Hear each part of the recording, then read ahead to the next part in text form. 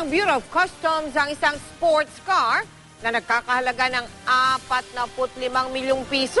Abay, mas mahal pa sa isang house and lot. Bukod dito, nasabat din ang iba pang kontrabando. Nakatutok si Dante Perelio. Ito ang 2012 model ng McLaren sports car, ang pinakahuling luxury car na naharang ng mga tauhan ng Bureau of Customs sa Port of Manila. Ang presyo nito tumataginting na 45 milyong piso.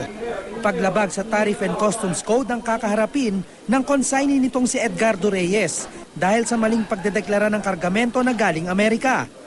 Kailangan din niyang managot sa batas na nagbabawal sa pag-i-import ng mga segundamanong sasakyan. Bukod sa mamahaling sports car, nasabat din ang iba pang kontrabando tulad ng mga aluminum window frame, iba't ibang klase ng health products at mga second-hand na gulong na nagkakahalaga ng 35 milyong piso. Galing daw ang mga ito sa China, Japan at Singapore.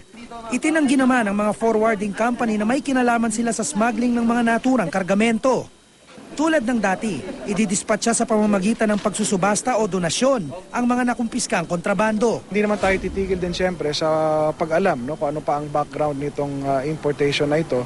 Kung meron nga tulad ng nabanggit na possibility na may kasabwat.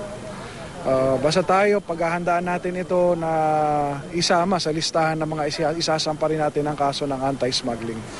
Nitong nakaraang linggo naman, 3 luxury cars kabilang ang Mini Cooper na ito na galing ng Amerika ang naharang ng mga customs sa Port of Davao na nagkakahalaga ng 9 milyong piso. May nasabat ding mga mamahaling float glass na nagkakahalaga naman ng 35 milyong piso. Dante Perelio, nakatutok, 24 oras.